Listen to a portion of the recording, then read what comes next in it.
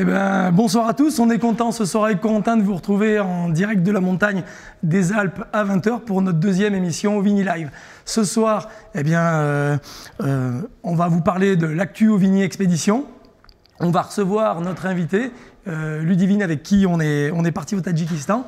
On va faire un point sur le terroir et tout simplement, après, je vais vous reprendre. On va faire un point sur le terroir. Et on va parler des produits qu'on a utilisés lors de cette expédition. Voilà, tout simplement. Alors oui, c'est vrai qu'on a hâte de vous faire découvrir ce programme. Et puis, si vous avez des questions, vous n'hésitez pas, vous les posez puis en commentaire et on n'oubliera pas d'y répondre pendant l'émission. Alors, ce soir en cuisine, c'est Edouard qui nous fait encore le grand plaisir d'être là.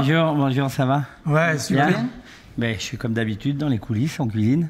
Ouais, qu'est-ce que j'allais te dire? On sait que tu nous fais un grand plaisir parce que tu prépares une belle compétition de cuisine et tu vas continuer à t'entraîner ce soir sur le sanglier. Je vais cuisiner pour vous et le sanglier, on ne peut pas rater. Je viens que pour se régaler avec vous et pour cuisiner le sanglier, je vais vous dire, en deux cuissons. On verra tout à l'heure. D'accord. Justement, ça tombe bien que tu parles de sanglier parce que qu'est-ce que tu vas nous préparer exactement? Je vais vous faire, dans le cuisson, je vais détailler des tourneaux d'eau. Donc on va manger du sanglier cuit comme un filet de bœuf. Aller-retour, mignonnette de poivre. Et puis une épaule que je vais faire confire longtemps, émiettée au vin rouge et sur une aubergine confite. On va manger les deux cuissons, comme ça on va se régaler après. Et comme ça je continue de cuisiner parce qu'effectivement à la fin de la semaine, là, je prépare un beau concours. On verra. Écoute. Bon, on n'en dit pas plus. Voilà, ça donne envie en tout cas. Tapez Edouard Loubet, vous verrez ce qu'il prépare. On va te laisser retourner en cuisine. Bonne émission, à tout à l'heure. À tout à l'heure, Edouard. Salut. Merci Edouard.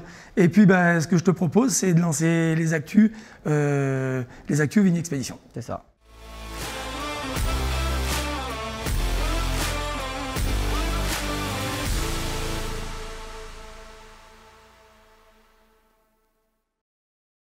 Eh bien, on vient de finir tout simplement une saison qui a été très dure cette année et très éprouvante sur la chasse du chevreuil. Bon, les températures, elles étaient super agréables cette année, 20-25 degrés. Et puis, j'ai envie de dire, ça s'est bien passé, mais on rentre assez éreinté d'une belle saison. C'est vrai que c'était assez difficile parce que on connaît tous le Lot et c'est vrai que c'est assez aride, assez sec. Et cette année, c'était humide, donc les cultures, elles étaient hautes, et donc bon, ça nous a servi et pas servi, on en parlera. Ouais. Qu'est-ce que j'allais te dire? Toi, c'était la deuxième saison que Corentin nous accompagnait et pour guider sur le chevreuil. Ça n'a pas été une saison facile, hein? Écoute, c'est pas simple, bon, il faut savoir un peu jouer de la peau, etc. Ça, pas tout le monde peut le faire, et puis on utilise quand même des cannes de pirche, et il faut savoir que la canne de pirche, pas tout le monde sait s'en servir. Et donc il faut apprendre à nos chasseurs à s'en servir à chaque saison. Donc c'est pas simple, mais bon, écoute, c'est la chasse et puis. C'est pas un outil, en fait, la canne de pirche qui est facile à utiliser, comme tu viens de le dire, mais par contre, c'est vraiment redoutable quand tu prends le biais. Ouais, c'est ça, on peut tirer à plus d'une centaine de mètres largement, entre 100 et 200 mètres en fait, avec des points qui nous stabilisent et avoir une très bonne stabilité.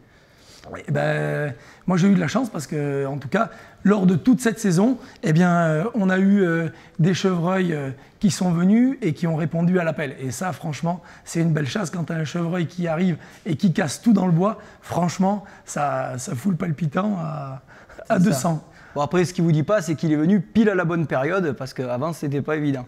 Ouais, c'est sûr. Effectivement, je suis arrivé juste pour la bonne semaine. Et d'ailleurs, ça a été pour terminer tout simplement la saison.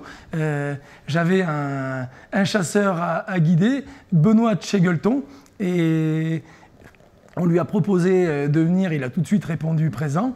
Il s'est pointé avec son Brasero. On a fait de la cuisine autour du chevreuil. Et ça, franchement, il nous a régalé. On ne vous en dit pas plus parce que tout ça, c'était sous les caméras attentives de Désiré. Et bien sûr, ça sortira dans l'émission de Seasons Hebdo le 8 septembre. Exactement. Voilà, tout simplement. Et puis, on va pouvoir parler un peu Altaï. Altaï, eh bien, on n'a pas terminé donc la saison chevreuil, qu'on est ici ce soir en live. En fait, c'est toujours très short. On n'a pas beaucoup de temps de récupération. Eh bien, on part et on est dans les starting blocks dans quelques jours, c'est-à-dire dans 3 jours, on part dans l'Altaï pour aller chasser le maral, le chevreuil de Sibérie, l'ibex, et on retourne sur une destination sur laquelle on va chaque année, mais par contre, ça va être ta première saison, Corentin? Bah écoute, moi c'est la première fois que je pars là-bas, donc on va aller chasser le maral, et qui est quand même un cerf emblématique. Et vraiment, pour moi, de partir sur un tel territoire, ben, ça va être quand même réaliser un rêve quelque part, d'aller guider. Et je rejoins Guillaume là-bas, qui m'attend déjà et qui est déjà. Territoire extrêmement sauvage, accessibilité hélicoptère, enfin ça va être quelque chose de franchement incroyable. Les garçons, toute la team, vont se trouver du côté de l'Altaï. Et moi, je serai juste de l'autre côté de la frontière, en Mongolie, pour ouvrir un nouveau territoire cette année. Ça me fait grand plaisir vraiment d'aller sur cette zone. La chasse du maral était fermée et cette année, elle réouvre.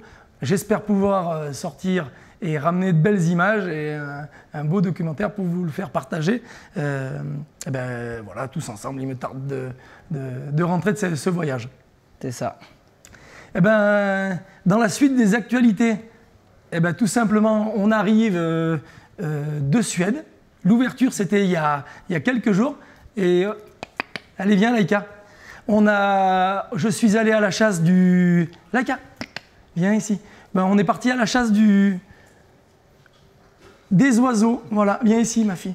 Et donc, ça fait que c'est vrai que c'était une vraie passion pour moi de chasser au chien d'arrêt. Maintenant, à cause de mon job de guide de chasse, ben, malheureusement, j'ai plus l'occasion de chasser. Mais là, j'ai fait un petit extra cette année. Et puis, ça m'a fait énormément plaisir. Là, la chienne, elle a fait un début de saison incroyable. Elle a pris des distances de 400 mètres et plus avec des arrêts fermes. On a pu chasser la perdrix blanche, qui est un oiseau qu'on retrouve bien sur le territoire, mais pas que. On avait aussi les tétralyres, les grands tétras, la bécasse et puis la gelinotte. Donc vraiment une destination super complète. Et ouais, ben, c'est vraiment une chasse magnifique et j'espère que, tu sais que je suis quand même un peu passionné de chien d'arrêt, j'espère que tu pourras m'emmener quand même l'année prochaine, que tu penseras à moi. Oui, bon, eh ben, écoute, si tu veux, ce qu'on peut faire, c'est qu'on part ensemble, je fais le caméraman et c'est toi le tireur. Mais ça, dans ce sens-là, c'est mieux, ouais. Bon, on verra si sur place, ça change pas. Et pour tous ceux qui pourraient être intéressés par ce genre de destination, c'est la seule chasse qu'on a gardée, en tout cas pour le petit gibier, au chien d'arrêt. Et je vous invite à nous faire des demandes et on essaiera en tout cas d'y répondre. Voilà. Très bien. Ce que je vous propose maintenant, je vais peut-être aller jeter un coup d'œil en cuisine pour voir où il en est. Va voir ce qui se passe. Like. Allez, on va voir Edouard. Edouard, t'en es où? Écoute, j'ai fait les garnitures, j'ai fait les sauces. J'attaque le cuisseau de sanglier. Tu vois, pas trop gros, un joli petit cuisseau de sanglier. Et puis après, il n'y aura plus qu'à vous retrouver dans un petit moment. Alors tu sais qu'on a un invité ce soir, comme d'habitude, et on est parti au Tadjikistan, on est allé chasser le sanglier. Ce que je vous propose, c'est de recevoir notre invité pour parler de ce super voyage qu'on a fait. Allez, à tout à l'heure. Je te laisse continuer à bosser. J'attends les images. Petit porcelet? Ouais, petit porcelet. Magnifique. Allez, on va se régaler. Jingle. À tout.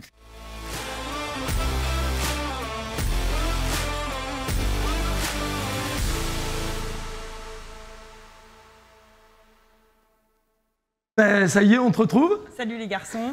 Ça va? Eh bien, pour tous ceux qui ne connaissent pas Ludivine, on la connaît sous le nom de Divine Chasse sur les réseaux. Avec Ludivine, on s'est rencontrés au salon de Mantes-la-Jolie. C'est une nouvelle rencontre. C'était il y a moins de 6 mois. Ouais. Et ça s'est fait très vite. On a pu se rencontrer, échanger. Et en quelques mots, on lui a proposé de venir avec nous au Tadjikistan. Ouais. On a choisi la destination, le mode de chasse, les dates. Le sanglier. Voilà. Et 2 mois après, on était déjà en train de régler les armes. Et puis 2 mois après, on se retrouve au Tadjikistan. Et puis aujourd'hui, on est au live. C'est ça. Tu nous parles un petit peu de toi? Ouais. Donc moi, je suis de Normandie à l'origine. Je suis fille d'agriculteur. J'ai grandi dans le monde de la chasse par des parents chasseurs. Je fais beaucoup d'affûts et chez nous, c'est plutôt la battue. Donc c'était une belle expérience de partir en montagne chasser. Premier voyage à l'étranger? Oui. Grand voyage? Oui, grand voyage. Bon, c'était super. Bah écoute, moi ça me fait plaisir de te revoir ici. Et puis on est là pour le live et puis on va montrer aux téléspectateurs qu'on a vécu quand même des journées de chasse et des nuits vraiment extraordinaires. Exceptionnelles. Bon. Eh bien, on va découvrir quelques images alors, si ça vous fait plaisir. Ça fait très plaisir. Ah oui, pour info, là aujourd'hui on va vous mettre vraiment que quelques extraits de cette vidéo et elle sortira le 22 septembre à midi. C'est ça. Avec encore plein de surprises. Encore plein de surprises. Et puis, donc en fait un voyage quand on arrive au Tadjikistan, il commence par tout simplement s'imprégner en fait de la culture locale. Je vous en dis pas plus, on va te faire découvrir les images. Ouais, super. Allez, on regarde ça. Alors c'est parti, aujourd'hui on va découvrir les spécialités du Tadjikistan pour en ramener un petit peu en France. C'est génial. On se rend compte de toute la culture, de l'architecture du pays et de toutes les spécialités. On commence par cet endroit pour venir voir un petit peu tout ce qui s'y passe, les fruits, les légumes, le thé, enfin tous les produits frais qu'on peut trouver. Ça fait rêver, c'est un vrai dépaysement parce qu'il n'y a que des choses qu'on n'a pas chez nous. Et si seulement on pouvait avoir des marchés comme ça chez nous, c'est incroyable. Un marché où on va trouver vraiment tout ce qu'il peut y avoir ici au Tadjikistan, surtout des épices, les fruits secs. C'est un fruit que j'adorais déjà avant de partir et ici elles sont énormes. This hot chili, this saffron, cinnamon, this cumin tajik. Ça nous met tout de suite dans l'ambiance du dépaysement avant le séjour tadjik. Donc ça va être super et hâte de découvrir toutes ces choses cuisinées pendant le séjour et ces bons petits thés qu'on va se faire en rentrant de la chasse. Voilà, notre tour est terminé. Maintenant, on va partir sur la zone de chasse et on a quelques heures de voiture à faire. Ouais, enfin, le passage par le bazar, ça met, tu rentres vraiment dans le décor du Tadjikistan, de ce pays, de cette religion.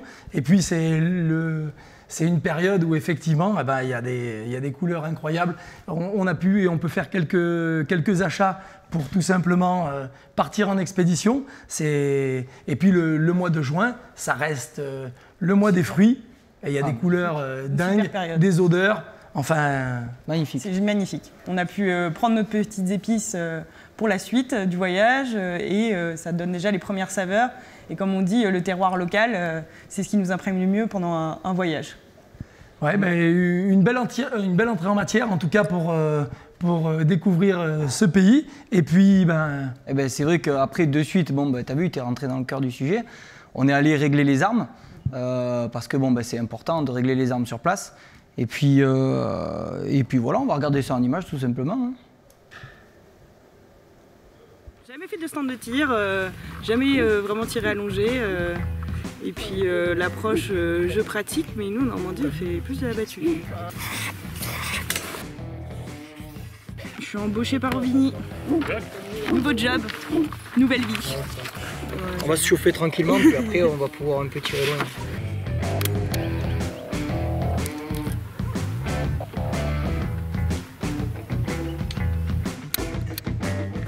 Ludivine, je veux pas dire, mais le ballon rose, il est nettement plus petit que le ballon vert.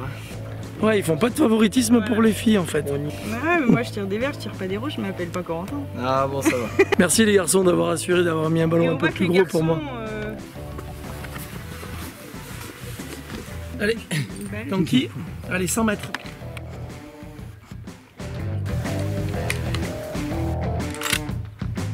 Il va vraiment falloir être bien calé. Voilà. Allez, on est bon. J'allais dire, moi je suis vert, mais ça a été plus vite que prévu. Plein de pastilles, parfait. J'ai l'impression que quand tu tires, la croix elle bouge pas, elle est pleine de pastilles. J'ai vu que tu as pris le temps de bien te réanimer. Ouais, je suis en plein milieu. Non, t'as pas tiré sur celle-là? Ben non, là. Non, mais en fait, là, j'ai pas voulu tirer parce que j'aurais peut-être mis des trous autour. J'ai déstabilisé Anthony, il a même pas voulu tirer après. Et pour le coup, là, elle est tellement parfaite que... Non, j'ai pas voulu essayer. Et top la balle à 100 mètres. Yes. 300. Et on l'a eu ce petit ballon. Il a bien explosé. Hein. Bien joué. Au défi relevé. Corentin, t'as vu comment elle était à l'aise là tout de suite, elle nous a quand même mis vachement la pression. Hein. Ouais, bon, même si c'est dur à admettre parce qu'elle s'est foutue un peu de moi quand même avec le ballon rose, mais bon, c'est vrai qu'on n'a pas eu besoin de mettre de deuxième balle, quoi. C'est pas posé de questions là-dessus. Non, mais j'ai eu des bons conseils, puisque comme je disais, nous, on ne tire pas à longue distance, donc tirer à 300 mètres, c'était une première. Et puis là, tu tires pas, en plus, avec un optique... Et allongé, que des choses totalement inconnues. Donc non, franchement, c'était top d'avoir vos conseils, et ça met en condition pour la chasse ensuite. Et puis, on déconne bien aussi. Ouais, bah là, moi, ce qui m'a... Là, pour le coup, quand elle a commencé à tirer, je me suis dit... J'ai pas eu le temps de lui dire vert pour tirer. Bah, le coup, il est parti. Ouais. J'ai vu cette balle pleine de plastique. J'ai dit... J'ai dit, ça va être compliqué. J'ai dit... C'est bien et pas bien. Soit elle a eu un coup de bol monstre, soit franchement, on a un client là. Commence pas, Ovini, commence pas. On n'aurait pas dû le montrer. On n'aurait pas dû le montrer en direct. Ouais. Et ben, ce que je vous propose, c'est que finalement, après ces réglages, on est parti, prospection, pour aller voir le territoire et préparer les postes en fait. Trouver les bons endroits. Avant de partir le soir à la chasse. C'est ça. Allez, les images. C'est un peu le côté caché d'une expédition. Donc on vient souvent une semaine avant, on repère les territoires, des nouvelles zones, on prépare des postes là comme on vient de faire avec Corentin.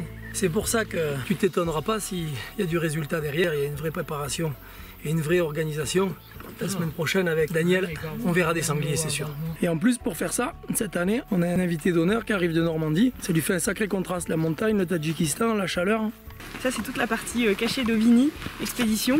On pense qu'on arrive tout est prêt, mais non, c'est bien eux qui préparent avant le départ. Bon, on est parti, on va faire 6 km pour trouver des nouveaux postes.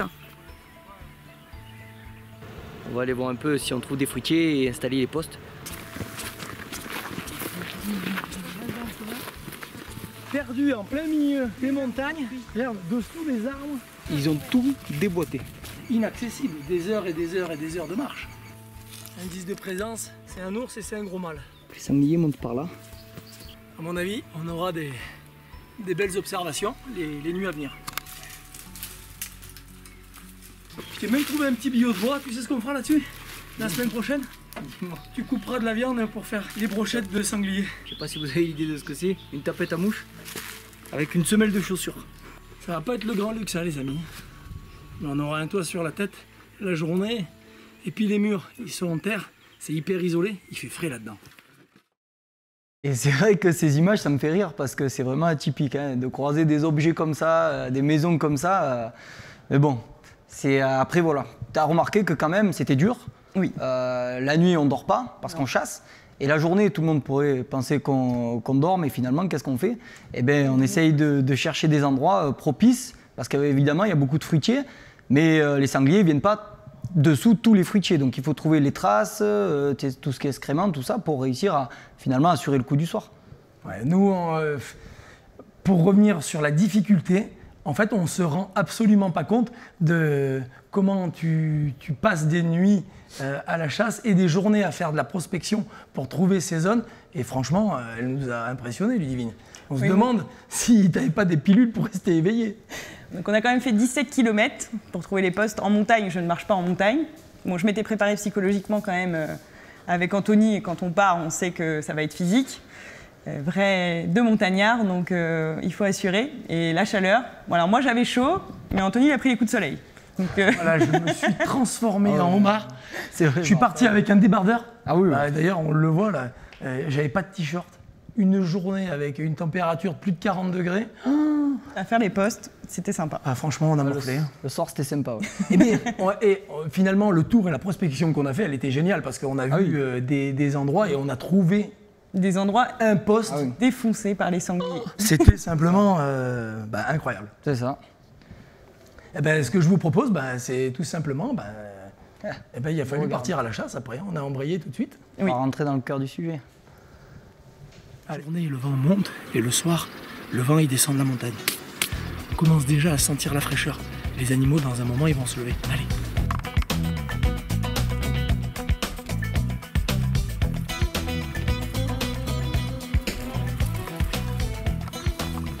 Ils travaillent encore vraiment de manière ancestrale. Et ils nous expliquent que les sangliers viennent faire des dégâts considérables ici dans les cultures. Et donc, il est très content de nous voir arriver ce soir sur la zone pour éventuellement peut-être prélever un sanglier.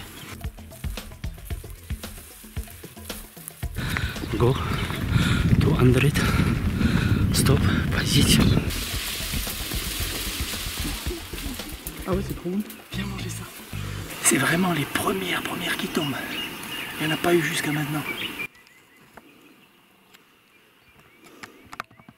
Je comprends mieux pourquoi les sangliers ils en mangent. Donc là, dès que la nuit elle va tomber, même avant la nuit, ils vont arriver. Allez, venez.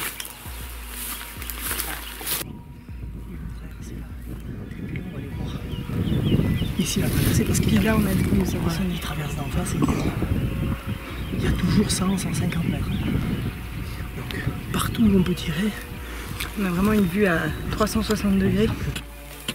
Il fait plus trop chaud, on est à l'ombre. Petit coucher de soleil. C'est parti pour la nuit. c'est ceux qui ont cassé les arbres juste là en dessous. C'est incroyable. J'ai jamais entendu d'ours de ma vie.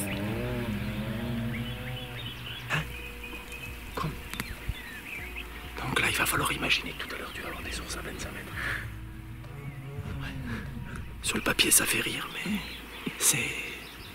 Une sacrée expérience. C'est sérieux, là, quand même. C'est vrai que quand on voit ça, on se rend pas compte que 24 heures avant, on était dans l'avion quand même. T'as vu? On n'a pas cherché midi à 14 h, on est arrivé, on a posé notre sac, on est allé régler la carabine, on a chargé le matos, et puis directement, on est parti dans le vif du sujet. Sur un premier poste. Exactement. Et on entend là tout de suite, en arrivant et qu'il ne faisait même pas encore nuit, des ours rugir. Et moi, je n'ai jamais vu d'ours dans leur milieu naturel. Alors, là, franchement, ça me rassure que tu n'aies jamais vu d'ours là-haut chez toi. En Normandie. En Normandie, parce que sinon, Non, ça mais m'inquiète. c'était impressionnant. Et quand tu m'as dit qu'ils allaient potentiellement descendre, bon, on s'est dit qu'on va passer la nuit, on n'a pas de cabane, on n'a rien pour se protéger, on n'a que la carabine. Je sais pas si tu as vu, à ce moment-là, moi j'ai une goutte qui coule à côté là. C'est pas la chaleur. Je ne te crois pas.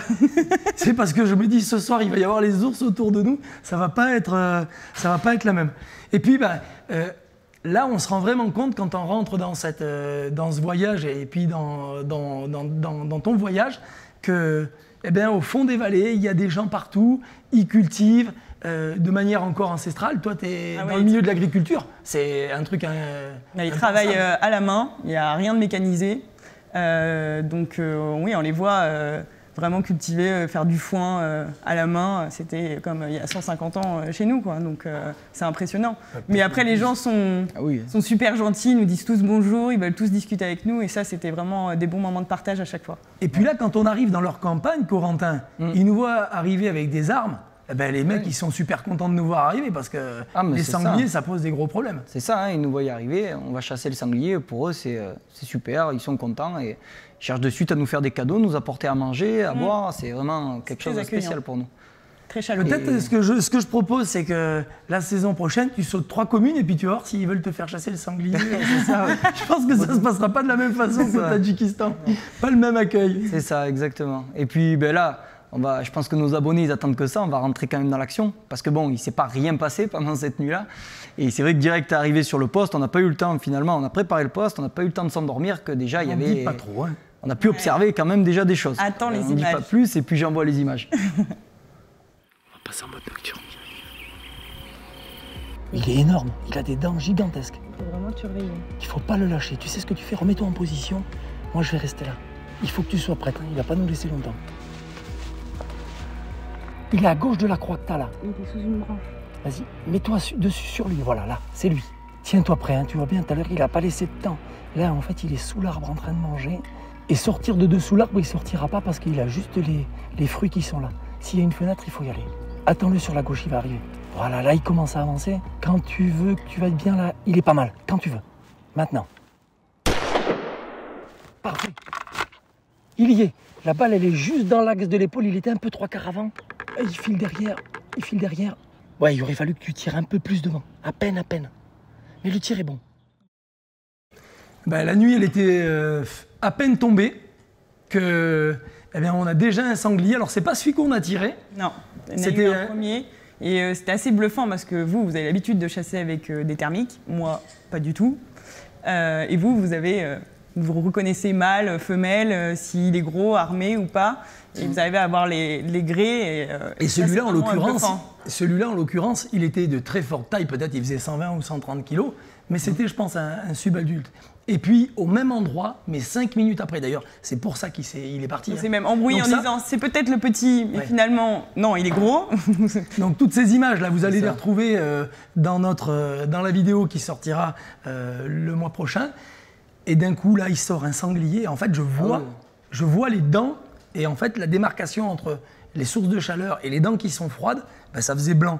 Et là, tout de suite, j'hallucine. Oui, et puis au fur et à mesure de la nuit qu'on chasse avec les thermiques, enfin même moi, on commençait à se dire oui, lui c'est un gros, il est armé. N'en dis pas plus, on n'est pas en train de leur raconter ce qui va se passer après. On n'en dit pas plus, on n'en dit pas plus. Mais ouais, c'est vrai et puis en plus quasiment au même endroit. Hein. Ah oui, au même endroit. Et là, de toute façon, les images elles vont parler d'elles-mêmes.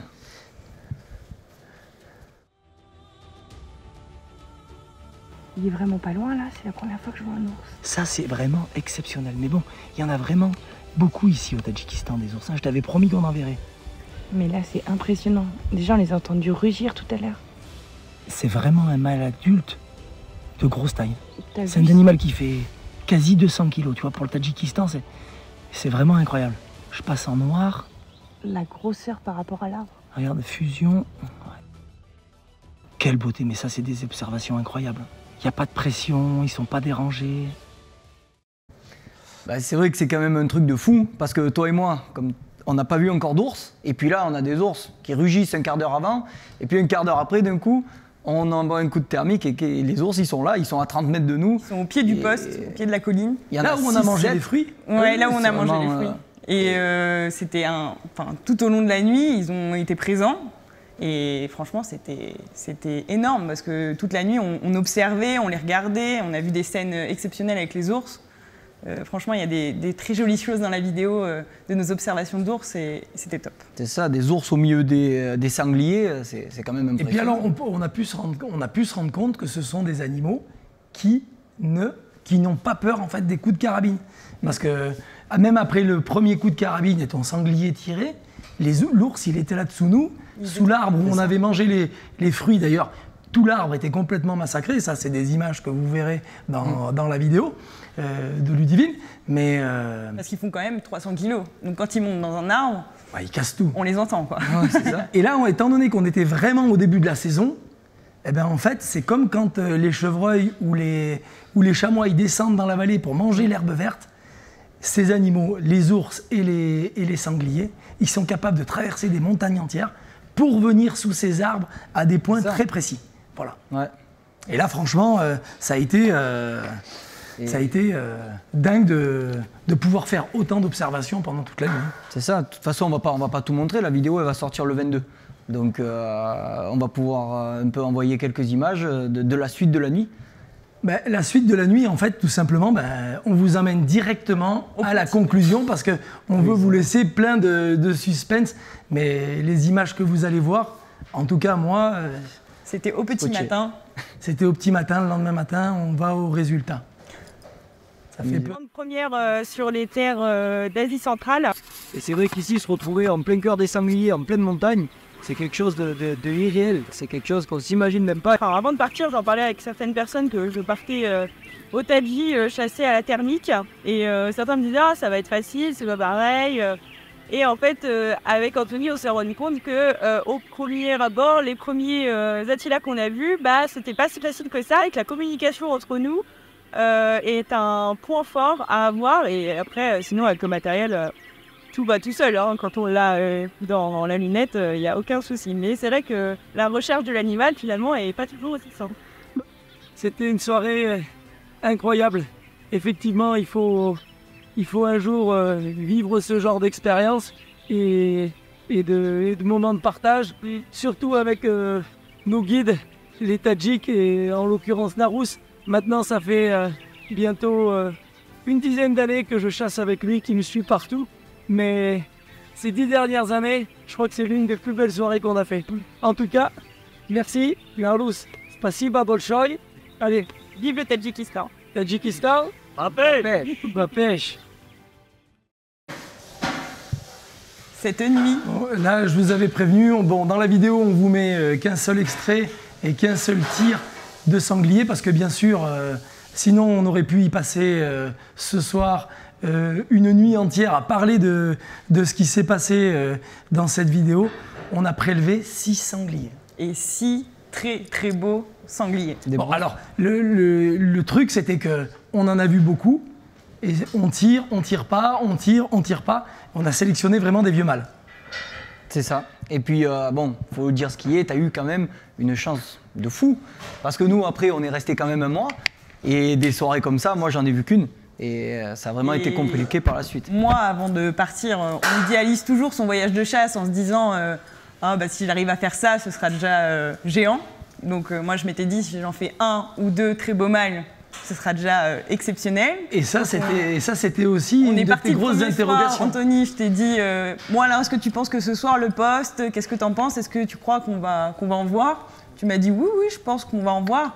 Mais je pense qu'aucun de nous s'attendait à ce qu'on puisse tirer 6 très grands mâles la même nuit. C'était vraiment une très belle nuit. Et ce 6e sanglier qui arrive au lever du jour, qui avait du retard sur les autres pour rentrer dormir, ben c'est Ce 6e. magnifique. Alors ça, franchement, c'est un coup de bol, hein, parce qu'habituellement, quand il fait nuit, les sangliers, ils sont déjà remontés, parce que là, ce qu'on se rend pas compte, c'est que tout simplement, la température, elle est à ce moment-là de 25-30 degrés la nuit. On voit sur la vidéo qu'on est déjà rouge de chaleur, mais oui, parce qu'il est 6 heures et il fait déjà plus de 30 degrés Ça. et il fait déjà très chaud. Et le jour se lève aussi très tôt. Donc on ne s'attendait pas à tirer ce 6e au fin fond de la montagne. C'est ça, et puis après, ben, par la suite, tu as vu bien que nous, on est quand même assez friands de tout ce qui est venaison et partager des bons moments autour de viande qu'on a prélevée quand même dans cette nuit, parce qu'il y en avait à raconter, il fallait qu'on en parle, il fallait qu'on mange. Et du sanglier, on en a mangé. Hein. Et du sanglier, bon, on en a mangé pendant un mois, mais bon, c'est vrai que... Mais du bon sanglier, quand même. Et Moi, non, Ouais. non, c'est bon. Non, mais qu'est-ce que j'allais dire?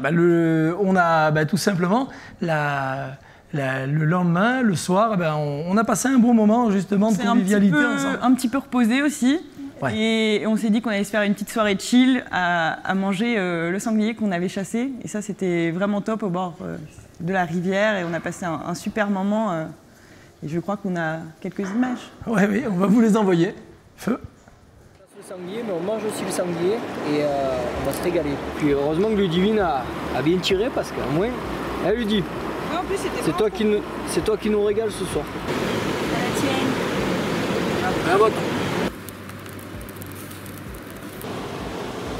C'est tellement bon. Le gras et ce qu'il y a dessus les côtes, collé aux côtes là vraiment, c'est un bijou. Tu m'as vu autour des plats tadjiks, je saute pas dessus comme ça. Hein. On revit. Vive le sanglier. Le sanglier, c'est la vie. Le porc, c'est la vie. Franchement, les garçons, vous me mettez vraiment pas à mon avantage. avec moi, quand je vois ma tête sur les photos, on dirait un mec, ça fait 3 mois qu'il a pas dormi. Et là, on lui donne, ça fait... Il a pas mangé. Alors, En même temps, les plats tadjiks, on a un peu de mal à s'y faire. Le sanglier, on préfère. Ouais, et le gras, cette viande grillée, là, quand tu vois, quand elle... Bon, ce qu'il faut dire, c'est qu'au départ, j'y croyais pas du tout à cette viande. Parce qu'on allait quand même rester plus de 24 heures au soleil dans un arbre, parce que là-bas, il n'y a pas de frigo, il n'y a pas spécialement d'électricité, ils ne sont pas du tout équipés. Et quand Anthony m'a dit le soir, on va faire cuire ton sanglier, je me suis dit, mon Dieu, mais elle va ressembler à quoi la viande? Et Anthony, il a des super secrets pour garder la viande en conditions extrêmes. Mais bon, on va pas vous en parler des secrets. Hein. Si? pour rester en vie, peut-être, ouais. Peut-être en Bon, parler. alors, si jamais un jour ça vous arrive, en fait, le seul moyen de conservation, eh bien, c'est tout simplement d'assaisonner la viande, de bien la saler. Et puis, le petit secret, c'est qu'il faut mettre du vinaigre blanc. Voilà. En fait, le vinaigre blanc, il a un peu un rôle comme le citron le fait que ça va brûler la viande. Et donc, ça va permettre de la conserver. Et puis, quand une viande, elle est fraîche comme ça, dans tous les cas, avec de l'assaisonnement, on peut la garder quelques jours malgré des températures qui sont très, très fortes. Et avec les petites épices qu'on a goûtées, c'était vraiment top. Ouais, excellent. On a quand même passé un super moment et on en avait besoin parce que bon, des nuits à 6 sangliers, on n'en a vécu qu'une. Ouais. Qu'est-ce que j'allais dire? Donc, vous retrouvez toutes ces images et ce film dans l'intégralité de cette première soirée avec toi. Ce que je vous propose maintenant, c'est que tout simplement, on retrouve Édouard. Je pense que ça sera bien d'attaquer sur un petit point terroir qui va nous permettre de passer du sanglier à de la gastronomie. C'est ça. C'est parti.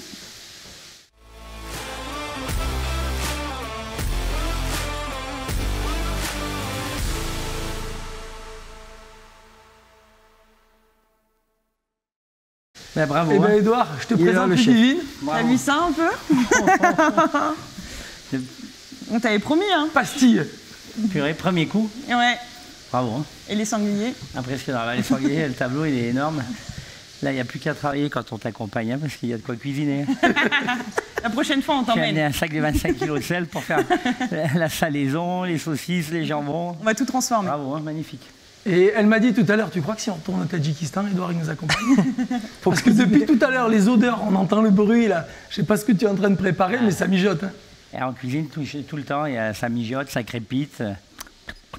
Ouais. Édouard, qu'est-ce que j'allais te dire?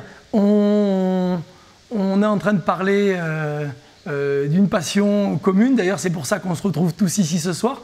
Toi, tu as une passion supplémentaire qui est le vin. Et ça, c'est incroyable. Tout au long de ma carrière de cuisinier, j'ai toujours été attiré par les foisonnements. Donc, j'ai ouvert une boulangerie, les macérations et les fermentations de farine, le levain. Puis après, ça m'a amené au vin. J'ai pu acquérir une terre où j'ai de la syrah. Et puis en travaillant avec tous les agriculteurs et les vignerons de Beaunieu et de Lourmarin, au fil du temps, ça va faire bientôt 20 ans que je fais mon vin. Du rosé, du blanc, il y a 2 blancs, des vins gourmands, très frais. Il y a 5 rouges, et parce qu'on a des cépages autochtones dans le Luberon, comme... tiens, j'ai un trou de mémoire, ça va revenir. On travaille aussi beaucoup la syrah, le grenache, donc on fait un côte du Ventoux, un côte du Luberon. Le marcelan, voilà, le marcelan, je fais un 100% marcelan, un 100% mourvèdre, et ça a tout le temps accompagné les plats dans mes restaurants, les plats des amis quand j'arrive, les terrines qu'on a vues la dernière fois, du bon pain, une terrine et du bon vin, c'est ce qu'on aime avec les copains. Et donc c'est une passion, le travail dans la vigne comme on voit là aussi tout au long de l'année, où on suit sa vigne, où on regarde la couleur de ses raisins quand les vendanges arrivent. La vendange, finalement, c'est quelque chose qui ne se choisit pas si longtemps à l'avance. Hein. Et là, cette année, ça va tomber? Cette année, ça va être mi-septembre. C'est presque un mois plus tard que l'année dernière. On a eu tellement d'humidité et d'eau au printemps. La vigne se porte bien. On redevient à des saisons et des vendanges plutôt normales dans la saisonnalité. Parce que d'habitude, ça arrivait beaucoup plus tôt. Ça fait 3 ans où on a vendangé à mi-août, on a vendangé de nuit tellement il faisait chaud pour essayer de ne pas avoir trop de cassures avec les écarts de température. Cette année, il n'y a pas de maladie, c'est sec, ça va être une belle vendange, et tant dans le Luberon, tant dans la vallée du Rhône, et aussi en Savoie. Comment tu arrives à trouver du temps pour encore t'occuper du vin? Parce que ça prend énormément de temps, soigner la vigne. Ça prend énormément de temps, mais faut le faire au bon moment. Je ne suis pas tout le temps dans le Luberon. Maintenant, j'ai vendu mes maisons, mais les copains s'en occupent. Et puis le vin, il faut être au bon moment. Et le vin, il se fait dans la vigne, dans la terre. Et puis après, il se fait aussi dans la bouteille. Et il se fait avec pas mal de patience, surtout sur les rouges, puisqu'on a des vins de garde. J'essaye de faire des vins qui vieillissent bien. Aujourd'hui, on est sur du 2017-2019. Et on va attendre encore 2 ans pour attaquer les 2020-2021. Alors, bouteille plutôt traditionnelle, là, tu nous as emmené un magnum, et puis il y a une étiquette, finalement, où on retrouve encore le sanglier pour le plaisir de Ludivine. Oui. Le sanglier, ça exprime toute la Provence pour moi. C'est une région, on est à 1100 mètres en haut du Luberon, et on a un climat alpin, on a un climat méridional, on a une végétation très sauvage où le sanglier se porte très bien. Il nous fait quelques dégâts aussi. Et il représente vraiment la puissance de ces températures très froides l'hiver, très chaud l'été, des couleurs la Provence, les peintres ne sont pas venus par hasard peindre là, c'est fort en couleur. On a un territoire qui donne des fruits et des légumes extraordinaires et il n'est pas fou, il est très gourmand. Il est là dans les jardins, il est là près des maisons, il est là dans les vignes. C'est ça. Et c'est ce qui représente notre belle région du Luberon. Qu'est-ce que j'allais dire? On va le goûter. Oui, je pense que c'est... Ce vin va bien accompagner ton sanglier ce soir. Ah là, avec un Ventoux 2019, on est énormément sur le fruit, un grenache très mûr. Et ça va aller à merveille avec le raisin qui accompagne le sanglier, les figues rôties, le potimarron et surtout la bonne sauce de viande. Là, tu nous mets vraiment l'eau à la J'adore le bouche. sanglier, j'adore le vin rouge. Mais écoute, on va se retrouver dans un petit moment à table pour déguster tout ça. C'est ça. Avec un bon verre de vin. Exactement. Alors, ce vin, on le trouve dans nos restaurants et bien sûr, je l'envoie un peu partout à ceux qui en veulent. Ah d'accord. Voilà. J'en voudrais peut-être un carton. Ouais. Peut-être un carton, j'en voudrais bien. Si vous voulez goûter, faut pas hésiter. Voilà. Ben, qu'est-ce que j'allais te dire? Ce que je peux te proposer, c'est que dans combien de temps on va pouvoir passer à table? Il nous reste un petit point là. Une dizaine de minutes. Une dizaine de minutes. Ouais. On va recevoir Julien pour le point matériel, point technique. La technique. Et puis on se retrouve à table. Ben, la technique, on voit le résultat. Hein. Ouais. Hein, bravo. Allez, Bon, il Julien. va falloir patienter avant de passer à table, mais ça va être dur. Hein. Allez, on accueille Julien qui va nous parler un peu à Chica Micro.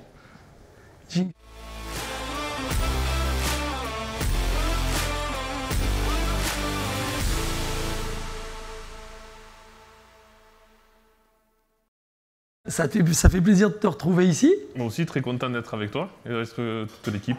Ouais, bah écoute, on rentre il y a 1 mois et demi du Tadjikistan. On a fait une sacrée saison.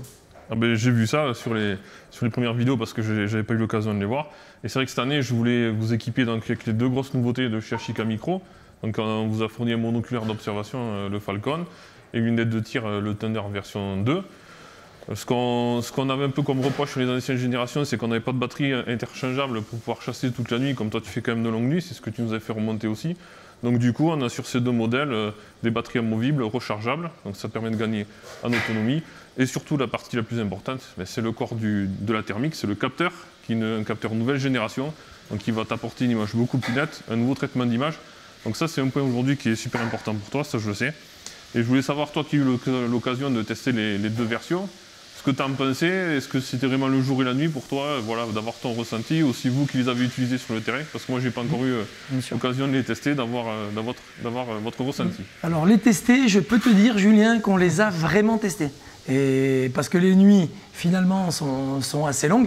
Et pour revenir sur ce que tu disais, effectivement on a connu l'année dernière une première version du Thunder. Là, ben, j'ai tout de suite compris qu'en fait c'était pas une évolution, mais vraiment un nouveau produit, parce que la qualité de l'image, en fait, elle a été mais bluffante. Enfin, moi j'ai pu voir vraiment une évolution. En fait, on est passé pas de la nuit à la nuit, mais du jour à la nuit avec en tout cas ces nouveaux produits-là. Moi, j'ai pu tester le Thunder, puisque c'est moi qui tirais pendant notre semaine au Tadjikistan. J'ai jamais tiré avec une lunette thermique. Et là, pour le coup, c'est hyper compact sur la carabine, ça prend pas de place. Tous les boutons sont rapidement accessibles pour la netteté, etc. Et surtout qu'on sait qu'il fait 40 degrés, qu'on joue avec de la thermique. Et que les animaux, ils ont leur source de chaleur, mais les roches qu'on peut trouver au Tadjikistan, elles gardent la chaleur aussi. Et c'est là qu'on voit vraiment la performance de la lentille pour capter les sources de chaleur vivantes, on va dire, et ça nous a permis de faire un beau tableau. Ouais, vraiment, oui, il faut voir quand même le résultat, c'était assez impressionnant. Et je vais te dire, tu sais quoi, si demain vous cherchez quelque chose, il faut peut-être essayer d'aller le débaucher, parce que je peux te dire qu'elle est devenue tellement technique maintenant, et puis tellement passionnée. Et on a rarement vu quelqu'un comme Ludivine avec Corentin, toutes les nuits, elle n'a pas dormi. Ah, c'est vrai qu'elle a tenu le choc, franchement, bravo. Et puis ouais, pour finir sur cette thermique, c'est vrai que les images, elles ont été tournées avec le FQ50 et c'est vraiment, on tourne de belles images et puis on arrive à filmer quand même, on arrive à tenir quelque chose sur un film et c'est vraiment quand même quelque chose d'assez bien. Et puis moi j'étais là, on a doublé les prises et on a pu prendre pas mal de prises et voir de belles choses. Et sortir une très très belle vidéo. Ouais. Qui verront le 22 septembre. C'est ça. C'est ce que j'allais dire. C'est vrai que toutes ces images, elles sont extraordinaires. Heureusement que cette année, on avait on avait Corentin avec nous parce que il faut pouvoir les faire dans la situation du direct, comme on est ici là ce soir dans Vini Live. Et franchement, c'est pas simple parce que tu es avec des animaux qui sont hyper furtifs et être sur tous les plans, c'était relativement. Et puis, avec Anthony, on a pu tester l'application. Puisque ça, c'était vraiment révolutionnaire parce qu'on pense que c'est simple de chasser la nuit avec une thermique, sauf qu'on est plusieurs à observer. Non, que nenni. Voilà, que nenni. On se rend compte qu'il faut de la communication parce que dire le sanglier, tu vois, il est à l'arbre là-bas, il y a 50 arbres.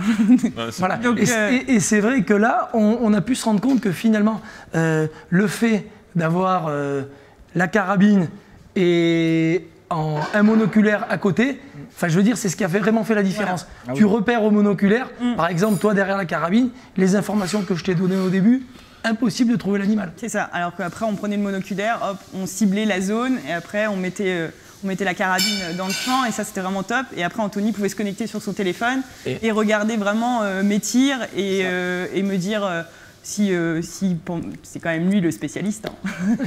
Il me disait non c'est bon là t'es nickel, tu bouges pas, tu peux y aller. Donc c'était vraiment un bon ressenti. Tout le monde vit la chasse et le tir, donc ça c'est vraiment super agréable. Aussi, un super moment. Ouais. Et tout se complète, tout se complète finalement. C'est ça. Qu'est-ce que j'allais dire surtout, alors là c'est vrai que cette application elle est simplement incroyable parce que tout simplement, moi du moment où Ludivine elle était toujours dans la croix, j'arrivais à voir à quel moment si elle était sur le sanglier ou la diriger ou pas. Et puis pour moi c'est important comme Ludivine le disait tout à l'heure parce qu'il y a un moment précis où il va falloir qu'elle tire. Donc l'application tout simplement elle me permet moi aujourd'hui de te prévenir, de te dire voilà à telle position, à tel endroit la balle, non décale ta croix, alors que normalement devancer, etc.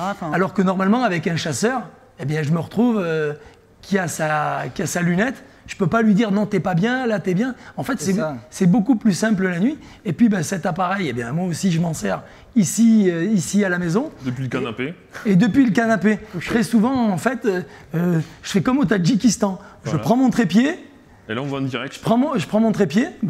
C'est à la maison là. Là on a l'image en direct de ce qui se passe dans ton jardin. Donc, c'est les ânes qui sont en train de manger quelques carottes, c'est assez sympa. Donc tu peux même regarder quand il y a un renard qui passe ou un chevreuil. Toi qui es vraiment au milieu des bois, je trouve que c'est super de pouvoir l'utiliser aussi comme ça. Nous ici, en fait, on vit en pleine campagne et très souvent le soir, je le pose à l'extérieur, on se met là à la télé, on mange et puis on a souvent des passages, les sangliers, les chevreuils qui sont là devant la maison. Bon là, on l'a mis là avec les chevaux et les ânes, mais c'est vrai que c'est un outil qu'on utilise aujourd'hui au quotidien et même à la maison. C'est ça. Écoute, on va pouvoir peut-être passer à table. Effectivement, moi ce que je vous propose, c'est que depuis tout à l'heure, avec les odeurs qu'il y a, je passerai bien à table moi aussi. Édouard, t'es OK? Je suis à 2 minutes de la fin. Très bien. Allez. Écoute, on va venir te donner un coup de main. C'est ça. Allez, c'est parti. Allez, c'est parti. Attends, Anto, reste là 2 petites minutes. Je t'ai ramené des surprises de chez Rivolier. Parce que je sais que tu as eu des soucis avec ton canon de Saint-Hérem. Le canon, il est complètement rincé, tu le sais. Donc tu m'en avais demandé un nouveau, donc je t'ai ramené ton canon de Saint-Hérem. Et en plus, par rapport à l'ancien, il y a une petite particularité, c'est qu'il est en carbone. Tu me l'avais pas dit ça qu'il arrivait, qu'il serait carbone. Voilà.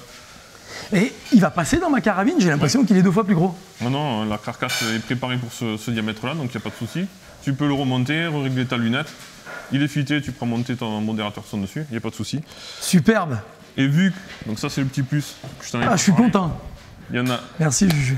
Il y a encore une surprise qui est encore plus t'intéresser. Je sais que tu aimes le tir longue distance. Il y a un nouveau calibre qui est sorti, 300 PRC. Jusqu'à présent, vous ne pouvez pas trouver des canons pour ta carabine et j'ai réussi à t'en faire un en 300 PRC. Un calibre en 300 PRC que je vais pouvoir monter sur ma crosse FBT. Sur ta crosse FBT et comme ça tu pourras faire des tests et me dire ce que tu penses de ce nouveau calibre-là. Puisqu'en fait, il est en train d'arriver en France, il vient des États-Unis. Donc comme ça me permettra d'avoir un retour d'expérience sur ça. Et ça, aujourd'hui on a atteint, tu le sais, les capacités. Des distances de fou. Des distances de fou déjà avec notre canon en 7RM et notre munition. C'est vrai qu'avoir un peu plus de puissance et avoir plus de pouvoir d'arrêt, je pense que celui-là de calibre, il est vraiment approprié en tout cas pour du tir, effectivement, entre 500 mètres et plus. C'est pour ça, j'espère que tu pourras faire des essais, me donner un peu ton avis, c'est vachement important pour nous. Non, mais je t'explique, hein, je vais partir au réglage, et puis là, le prochain voyage que je fais, je l'emmène avec moi. D'ailleurs, il me semble que tu pars en Mongolie très prochainement, justement, tu as ouais, Mongolie. Donc ça, je ne savais pas que c'était aussi loin, et du coup, c'était quand même prévu qu'on te fasse tester un nouveau produit aussi de chez Garmin. Donc c'est un GPS, c'est une InReach. Ah, l'InReach. Version 2. Donc je sais que tu avais déjà utilisé l'InReach. Oui, bien sûr.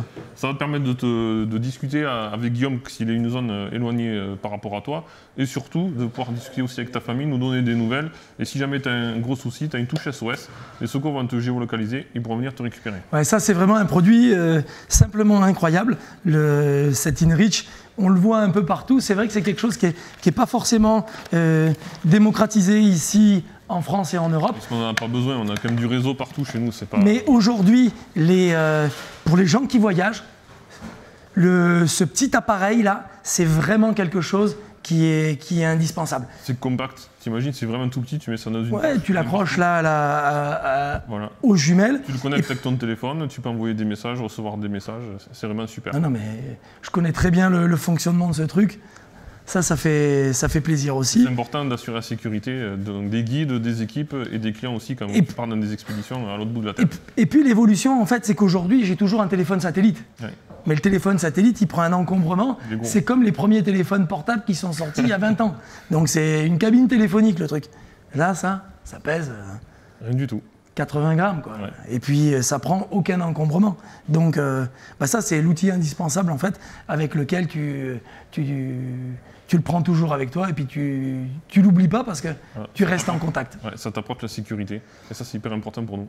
Ouais, eh ben écoute, te fais pas de soucis, il va être utilisé et ça va être quelque chose qui va nous accompagner au quotidien avec nous dans toutes nos nouvelles expéditions. Eh ben écoute, je suis super content que ça te fasse plaisir et je pense qu'on va bientôt passer à table parce que je sens que ça sent de plus en plus bon et qu'Edouard est en train de nous finaliser le plat.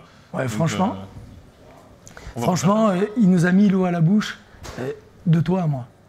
Cette fille qu'on a amenée, la Ludivine, elle nous a bluffé avec Corentin. Elle a été surprenante. Elle était hyper appliquée, elle nous a fait des tirs. D'ailleurs, au stand de tir, on a été impressionnés de voir comment les balles elles rentraient pleines de pastilles. J'ai dit là, on a un sérieux client. Ah ben surtout si dans les sangliers, apparemment. Et puis alors, vous savez quoi, je vais vous dire juste un petit truc pour vous donner l'eau à la bouche de la prochaine vidéo qui sortira. Sur 6 sangliers, il y en a 5 qui sont restés sur place et qui n'ont pas bougé. Et ça, il faut faire des balles et des tirs très précis. Et c'est ce que Ludivine, elle a fait. Et franchement, c'était bluffant parce que pour une première fois, j'ai rarement vu tirer quelqu'un aussi bien. Surtout avec la thermique, quand tu n'as jamais chassé à la thermique, c'est complètement différent. Tu vises dans un écran électronique, tu ne vises pas dans une optique, donc c'est quand même compliqué la première fois que tu mets l'œil dedans, de réussir quand tu vois en noir et blanc, de pouvoir détacher l'animal sur le fond.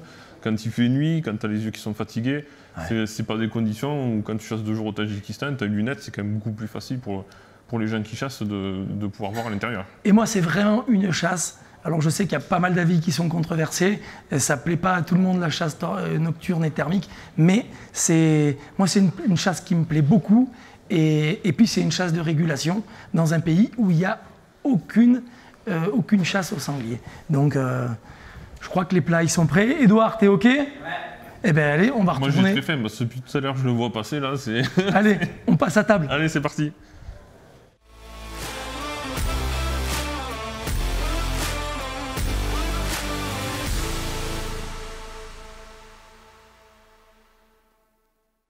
Eh ben, je vois que vous êtes déjà à table et que c'est servi. On s'est dit que tu n'avais peut-être pas faim. Eh ben oui, écoute... Tu n'auras pas d'assiette. La préparation, ça sent bon, hein? Ouais. C'est très joli aussi. C'est très joli, allez. C'est magnifique, la présentation, c'est impressionnant. Écoute, le chef, tu sais quoi ?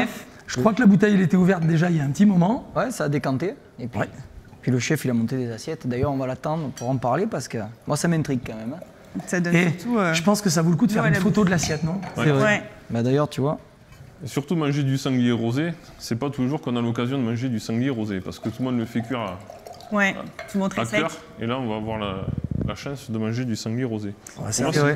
Avec plein de saveurs aussi. Ah ouais, là, il y a de la couleur, il y a un peu... Il y a des figues même, ça a l'air super bon. Ah oui. On va l'attendre parce que manger, ça attend quand même. Ah, il nous amène le sel et le poivre. Vous mettrez un petit coup de poivre du moulin sur le sanglier. Sûr. Normalement, il y en a assez, mais ça fait Ah, il toujours... est gentil, t'as quand même ramené une assiette. Et voilà. Et voilà, alors on a l'épaule et les plats de côte qui sont confits, rôtis sur l'aubergine, à manger en même temps, qui va s'associer à la sauce. Et puis les tourneaux d'eau taillés dans le cuisseau, juste saisis comme ça. Une sauce mignonnette de poivre, figues rôties et potimarron rôti. Et bien sûr, avec le sanglier, toujours un peu de polenta et une bonne polenta crémeuse. Qu'est-ce que j'allais dire? Là, on retrouve tous les fruits de saison et dont le sanglier raffole, comme tu nous disais tout à l'heure. C'est aussi pour ça que tu nous les as mis? C'est aussi pour ça, oui. Mais aussi parce que ça s'associe bien avec ces sauces assez typées, assez corsées, assez relevées. Où là, d'ailleurs, elle a infusé au calaman avec un petit peu de romarin, beaucoup de réduction de vin rouge, avec la sucrosité de la figue et le côté onctueux du potimarron, ça va aller superbe. Je vous propose de démarrer. C'est vrai. Santé. Écoutez, Santé. Bravo à cette belle chasse, Ludivine. À ce beau Merci plat. beaucoup. Merci Ludivine. pour ce beau voyage. Super. Ce plat. Corentin. Santé, Anto, Ludivine. Et quand Édouard il parle de ces plats, j'ai l'impression que c'est un poète qui parle, pas vous? Ouais, c'est vrai. Et le puis- vin aussi. Ouais, le vin est très Ne bon. pas oublier le vin. Alors là, il y a beaucoup de fruits, beaucoup de grenache. Super bon. Et derrière, une belle acidité qui promet à bien vieillir et qui crée de la gourmandise avec la syrah là, qui vient équilibrer ce mélange des deux. Et pour moi, j'adore. Ouais, on l'a sorti, il est C'est un pile à vin gourmand. température. Hein. Ah oui, il est bon. Top. Julien? Moi, j'ai juste une question Je vais être excellent, j'ai déjà goûté. sur le sanglier, parce que souvent, il y en a qui me demandent, ils me disent, Corentin, tu nous fais manger du sanglier rosé et tout. Moi, j'ai besoin d'un retour de toi, parce que c'est vrai que les gens, ils pensent que le sanglier, il faut le manger cuit à point. Bah, c'est-à-dire qu'on a toujours cette histoire en tête de la maladie qui est sur le sanglier. Alors 1 sur 100, 1 sur 200, on ne sait jamais lequel. C'est bien de faire les analyses de toute façon, dans tous les cas, avant de le manger. Il faut toujours les analyser. Et puis, si possible, c'est une viande qui aime passer un petit moment au congélateur. Et surtout sur nos territoires à nous, où il y a de la rage, où il y a une mixologie de beaucoup d'animaux qui n'a rien à voir avec ce que j'ai dégusté au Tadji, où là, on l'a mangé fraîche. Mais il y a un petit risque à prendre, c'est un peu qui tout double. Oui, bah, au Tadjikistan, ce risque-là, on le prend en tout cas. On passe à table. On passe à On table. passe à table. Ouais, moi, je vous Bon attends appétit. pas. Allez, bon appétit. Bon appétit. Ouais. Et c'est vrai que on avait dit aussi ce soir qu'on répondait aux questions des abonnés. Parce qu'on leur a demandé quand même de poser des questions. Alors, Est-ce qu'il y a une question, oui, déjà? Ben écoute, il y en a une. Oui. On voulait savoir si au Tadjikistan, donc qu'est-ce que ça faisait d'être la seule femme au fin fond du Tadjikistan. Oui, donc elle est pour toi la question, Ludivine. Mon avis, elle est pour toi. Eh bien, oui. Sur le papier, on peut se dire que c'est un peu spécial. Je pense que ça a fait peur, par exemple, à mes parents. En se disant, mais tu es folle, tu pars dans un pays qui se termine en stan, déjà. Le truc pas du tout rassurant. Donc je les ai rassurés en disant qu'Anthony passait une bonne partie de l'année au Tadjikistan et que jusqu'ici, il est toujours entier. Bon, des fois, il y a quelques Attila qui viennent un peu l'agresser, mais Oui, il est c'est toujours un peu le revenu. risque du métier. Et non, pour le coup, agréable, même pas surprise, mais une culture très ouverte. Avec les guides, ça s'est super bien passé. Par nos hôtes qui nous ont accueillis tout le long du séjour, on a passé un super moment de partage et ils étaient très, très conviviaux avec nous, avec moi. Et pas du tout de différence. Ils savent qu'on n'a pas forcément la même culture, la même religion, mais ils sont quand même très ouverts à nous et très contents, je pense, d'avoir des étrangers qui viennent visiter leur pays et s'imprégner de leur culture. Oui, et puis faire de la régulation, surtout Oui, sur le aussi, sanglier. ouais. Mais en tout cas, ils ont apprécié ton passage, c'est sûr. Et d'ailleurs, Anthony, ça me fait penser qu'on est partis ensemble l'année dernière. Effectivement, il y avait aussi Damienne qui était là. On a fait une vidéo avec elle. Et moi, ce qui m'a marqué le plus au Tadjikistan, effectivement, c'est qu'on pensait que c'était un pays, on va dire, plutôt extrémiste, un peu comme l'Afghanistan, parce qu'on ne connaissait pas.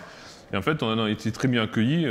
Damien, on a même eu un repas où on a été invité à un genre de concert. Ouais, dans le village, tu te rappelles cette situation? Il n'y avait que des hommes barbus et c'est quand même assez impressionnant de se dire que cette culture-là, en fait, eh bien, ils acceptent la femme et elle n'a pas besoin d'être volée. Voilà, faut pas croire aussi tout ce qu'on peut lire, tout ce qu'on peut voir. Ce sont des gens très, très accueillants qui ont le cœur sur la main et moi, j'en ai gardé aussi un très très bon souvenir. Le voyage ouvre l'esprit. C'est ça. Edouard, Edouard, il on y a a une une petite question, question regarde. pour toi. Où peut-on trouver ce vin? Déjà sur Live ou Vino Expédition. Sur le live, sur l'Instagram Édouard Loubet officiel, ou bien directement en envoyant un mail à el@edouard-6loubet.fr. Oui, ça, on va leur envoyer le lien en description de la vidéo. Et je pense qu'ils arriveront à le trouver. Et comment vous le trouvez, ce sanglier là? Exceptionnel. Bah, écoute, il a une texture vraiment... Le sanglier, le potimarron. Moi, j'aimerais bien qu'il n'y ait pas de questions, mais bon, je les vois défiler. J'aimerais bien qu'on mange, mais... et là, il y en a une autre, c'est vrai que ça revient souvent, on va pouvoir répondre tous les deux. Quoi penser du calibre 7RM? Je viens de l'avoir passé. Ouais. Et, non, mais le calibre 7RM, écoute, c'est le calibre qui est hyper polyvalent, qui nous permet aujourd'hui de voyager dans tous les pays du monde et tirer quasiment tous les gibiers. Donc, on n'a pas l'intention de changer, sauf que ce soir, il est arrivé un nouveau calibre qu'on va mettre en place sur ma carabine et que je vais à nouveau tester. Voilà. Bah, écoute, je vois qu'il y a plein de questions, mais bon, à mon avis, il va falloir peut-être qu'on mange tranquillement. Et les questions, on y répondra sur les réseaux sociaux quand même. Pour en revenir aux filles, moi pendant mon voyage, j'ai quand même croisé beaucoup de filles Tadji, dans les maisons accueillies vraiment super bien et avec une cuisine vraiment extraordinaire. Donc ça m'avait pas choqué quand même, je les sens pas si macho ou si ce qu'on imagine de la religion, on le ressent pas vraiment au Tadji. Ouais, tu as tout à fait raison. On se sent vraiment plutôt en montagne où la vie est commune et la mixité est commune. Non, je peux vous garantir qu'aujourd'hui au Tadjikistan, s'ils sont bien, je passe quasiment 2 mois et demi, 3 mois par an sur cette destination pour tirer vraiment un grand nombre d'animaux et c'est vraiment un endroit incroyable. Eh bien, on va conclure cette émission et puis je tenais à te remercier d'être venu et de nous avoir accompagnés pour ce beau voyage et d'être ici ce soir présente. Ouais, merci. Et je pense que c'est surtout à moi de vous remercier parce que Anthony, tu m'as donné une chance incroyable de vivre ce voyage-là, de faire tous ces beaux sangliers qui sont, je pense, une nuit exceptionnelle que tout le monde ne vivra peut-être pas, mais en tout cas moi qui restera gravé à vie. Un voyage vraiment à l'autre bout du monde. C'est sûrement le voyage le plus loin que j'ai pu faire, mais avec une authenticité, des animaux sauvages et des images plein la tête. Donc encore merci. Ouais, mais avec grand plaisir. Le plaisir était pour nous. On a vraiment passé un super séjour. Si on pourrait avoir des tireurs aussi efficaces et puis une complicité aussi bonne qu'avec toi, Ludivine. D'ailleurs, c'est aussi pour ça qu'on fait ce métier. On aime faire partager, emmener des chasseurs à l'étranger pour vivre ce genre d'expérience. Eh ben, je tiens à remercier Julien, comme d'habitude, d'être présent pour tous les points techniques. Toute l'équipe Auvigny Expédition qui me suit et qui m'accompagne. Et Corentin, très particulièrement pour celle-là, parce que le boulot et tourner les images, ça a été exceptionnel. Édouard, j'en dis pas plus. Tu nous as encore régalé ce soir et toujours présent pour notre plus grand plaisir. Là, le sanglier, il était à l'honneur, en tout cas jusque dans l'assiette. Et ça, c'est simplement un grand plaisir pour nous. Merci à tous, nos abonnés, de nous avoir suivis et de nous suivre au quotidien. C'est vraiment quand on voit les résultats et les performances, c'est un grand plaisir, hein, Corentin? Et ouais, et n'oubliez pas de vous abonner, parce que c'est gratifiant quand même de s'abonner à la chaîne, ça nous donne un peu des cartouches pour aller tourner des vidéos au fin fond du monde. Et c'est gratuit. Ouais, c'est gratuit, l'abonnement est gratuit. Eh bien écoutez, je vous dis bonne soirée à tous, merci de nous avoir suivis sur cette émission Auvigny Live, et puis on vous donne rendez-vous dans 3 mois pour un prochain live, le 3e de la série. À très bientôt. Allez, ciao, ciao. Ciao.